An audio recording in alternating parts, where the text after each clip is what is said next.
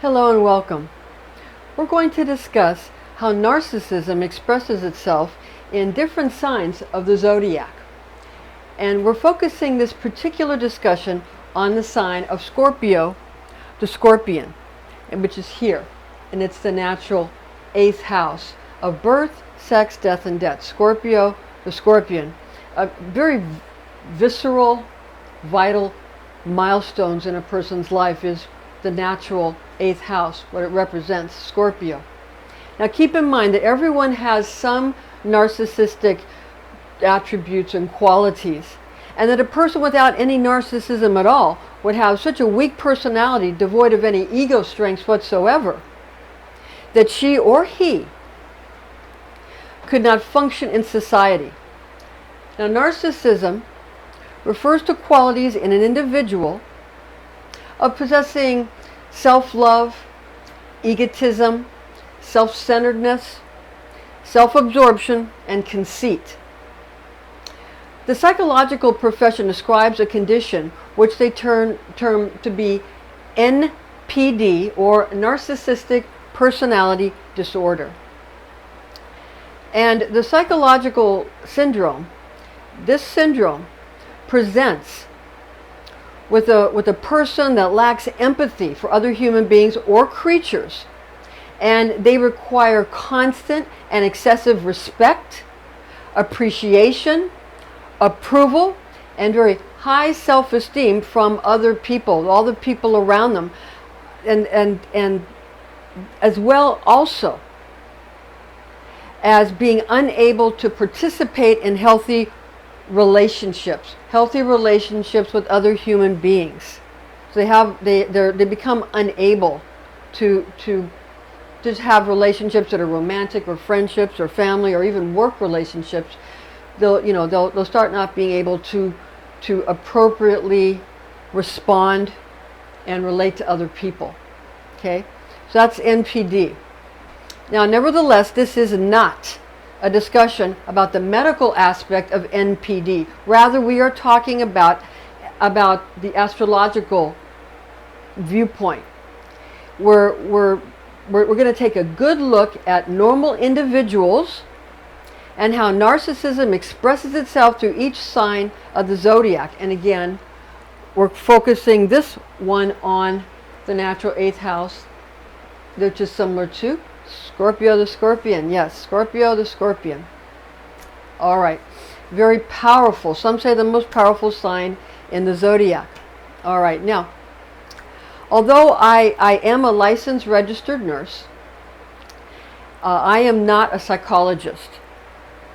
And even though I have worked in psychiatric units and many other units, like I worked in neonatal intensive care and med surg and telemetry and recovery room and many other types, but I did work a goodly amount of time in psychiatric for a season, and I worked as a charge nurse and a team leader. And even though I have that experience as a charge nurse on psychiatric units, nevertheless I am approaching this from the point of view of an astrologist, because that's nowadays where my real focus is and where my profession has been as a professional astrologist and psychic reader for a very long time, for decades now, for many moons. And I enjoy it very much. You know, it's actually very usual, or it's common is the word, to have nurses get into sort of alternative healing professions, and whether it's, to become even interested in psychological or, counseling, or to become psychics. There are nurses become psychics, and in fact, when I was working in Honolulu as a psychic, I did tarot cards and palmistry at the time. And at the time, I could do palmistry legally because I had a nursing license. I could touch the person's hands and tell them about the lines on their hands. And if you had a massage license as a massage therapist, or registered nurse as I was, or a licensed practical nurse as one of my co-workers was, you can legally work as a palmist, or do palmistry. So that was something that they told us when we first were working in psychics and reading palms and that kind of thing. You know, just to make sure that everything was on the up and up. Okay, now, I am working out as a psychic and an astrologer, and I do angel channeling and channeling of various ascended masters as well. And I'm Pastor Rosemary, the Astrology Angel, and I'm a Rosicrucian seer, biblical astrologer, Christian psychic, and Gnostic mystic. And this is a readings by Rosemary Angelic Transmission. Now, in astrology, narcissism expresses itself via the ego matrix of the personality. And although the ego is often thought to be that of a poser or an arrogant extrovert, it can also wriggle into private exchanges between close individuals as phony timidity. You know, oh, I'm so shy, you know. A lot of times that timidity is phony. Also, disregarding one's own liabilities while accentuating the blunders of other people, and refusing to allow others the happiness and the sheer joy of getting to know the real human being, concealing itself inside the ego, out of a sense of fear, guilt, or shame. Every sign has its virtues, and every sign has its vices. For Scorpio the Scorpion, again, here, in the 8th house, for Scorpio the Scorpion, you're going to find that the main virtue is loyalty, devotion. And the chief vice is one of the seducer. The seducer or the seductress, the temptress or the tempter. They're seductive. Indeed, temptation is one of Scorpio's most potent talents. And although it often is a sexual type of temptation, often it's emotional temptation as well. And just a feeling of family and friendship and well-being. That's another way to lure people and tempt people and seduce people. It's not only sexual or sensual, it can also be emotional and feeling of belonging and that kind of thing. And that's very powerful with Scorpio. Now, indeed, again, that temptation is one of Scorpio's most potent talents. Remember that. Now, with that said, Scorpio's alluring qualities are balanced by the Scorpion's devotion towards family, friends, and community, as well as colleagues. Once Scorpio decides to ravish a specific person or a specific group, it is then that the Scorpion's animal magnetism is unleashed. Alas, Scorpio's attachment and dedication to pertinent people can be taken advantage of by more fickle zodiac signs. In fact, it is exactly this fidelity that can drive Scorpio to the specific manner in which narcissism can start to become an encumbrance to the Scorpion's emotional health and disrupt the life of the fixed water sign. And water signs are ruled by the Archangel Gabriel, the beautiful Archangel Gabriel. Now keep that in mind as we get more into talking about some of these issues and situations when we're talking about how narcissism begins to become overexpressed in each sign, and now focusing on Scorpio the Scorpion. Okay? Now, just understand that the way that a Scorpio's creative and inspiring ego personality trait of being a fascinating and a glamorous lure can turn into a problem for the Scorpio is when Scorpio gets extremely attached, very clingy or needy or attached to another person or group whom they love or admire.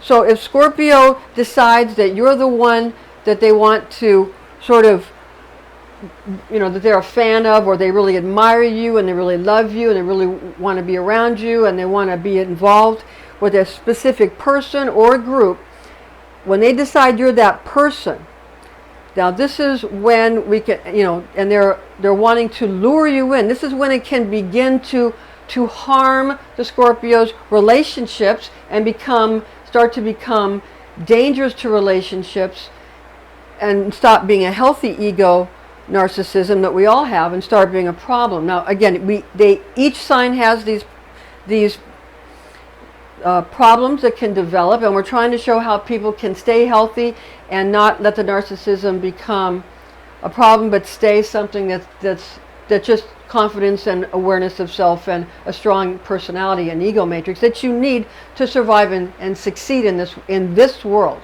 Okay? Now when Scorpio is used by others as a draw or a crowd pleaser, which Scorpio is often used as a draw or a crowd pleaser.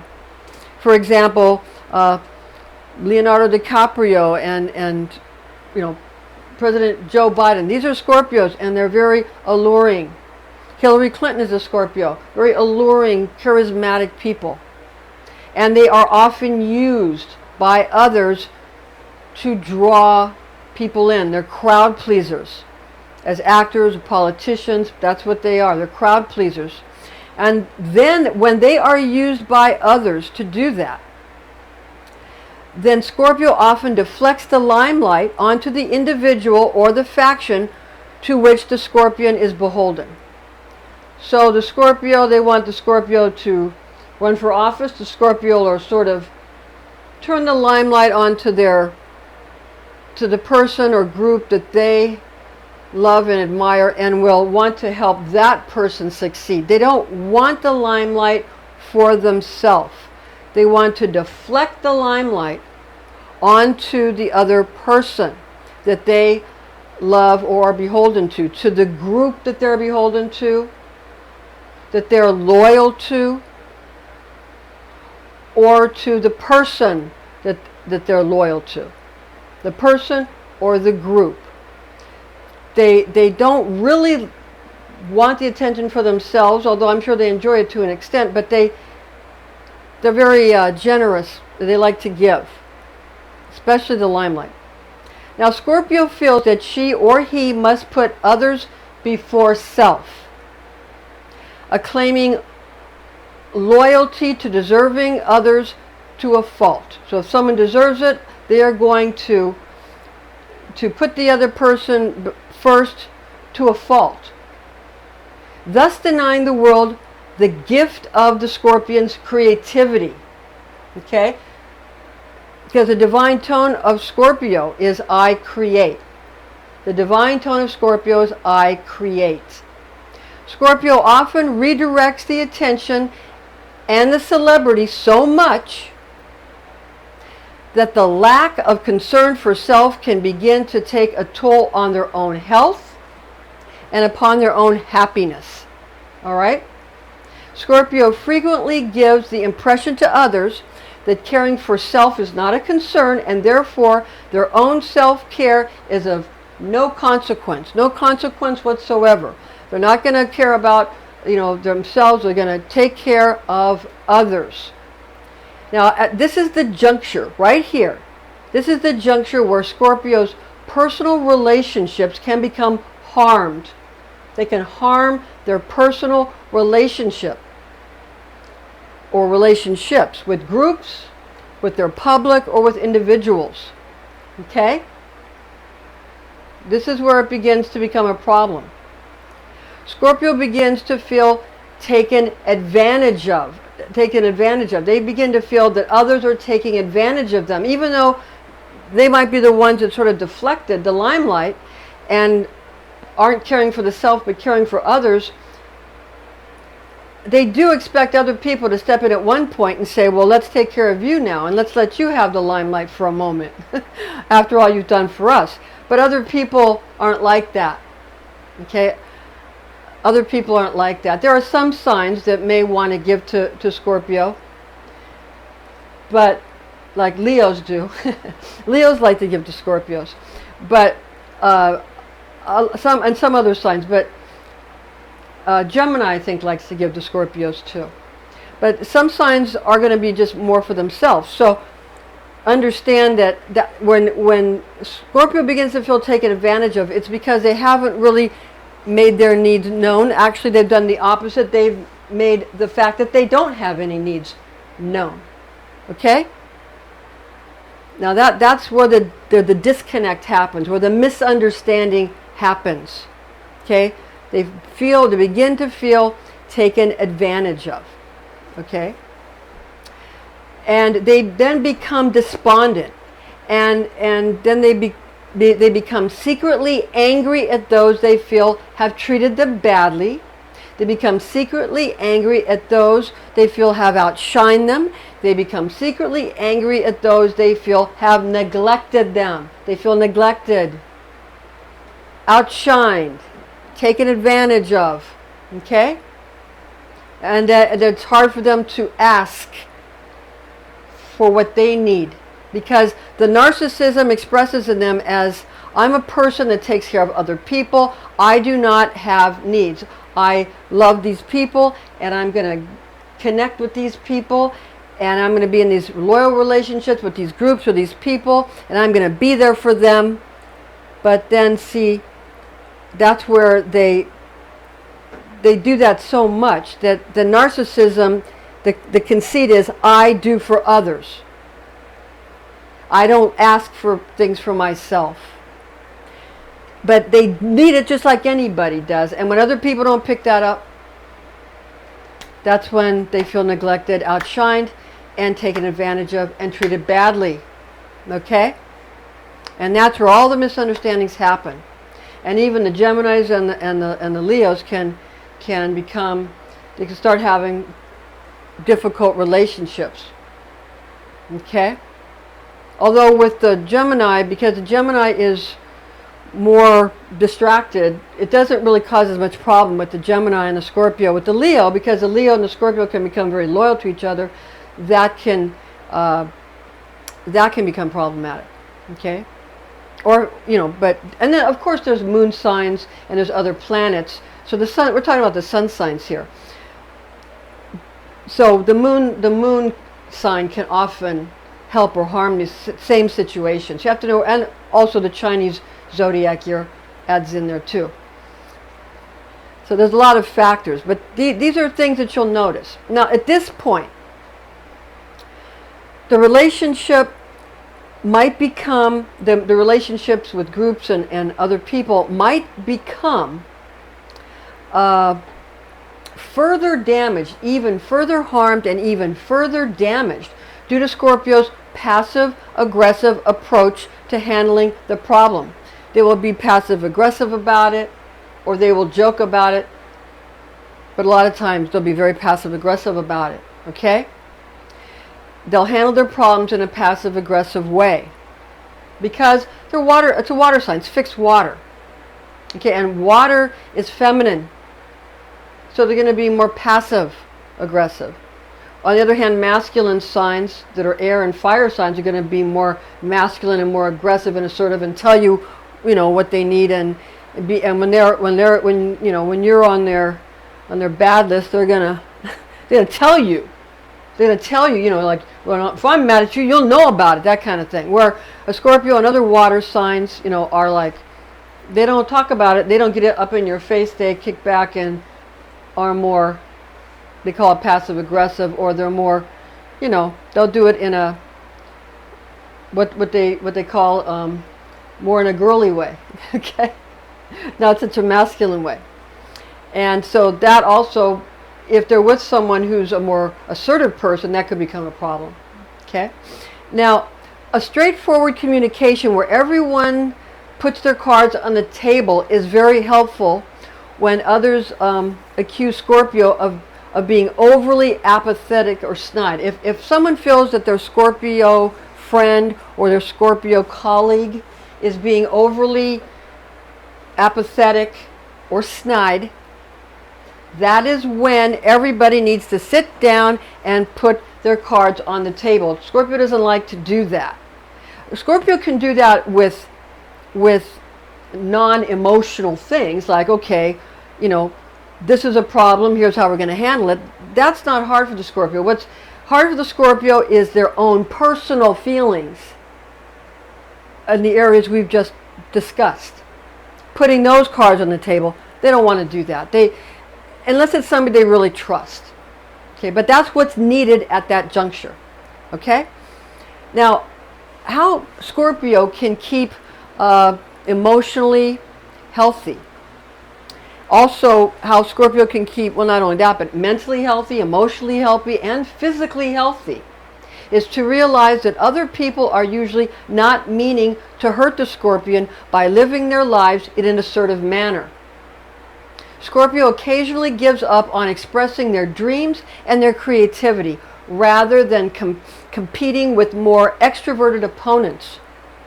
Since Scorpio has such tremendous charisma, achieving lifelong aspirations is relatively easy for the Scorpion, as long as that famous stinger of yours is used in a timely manner with great precision. The information found in the document attached and in this video is based on the oral tradition known as Kabbalah, taught to me by Rosicrucian clergy when I was but a young girl, the facts of which I have committed to memory. Thank you for joining us. Join us again next time. We'll see you soon.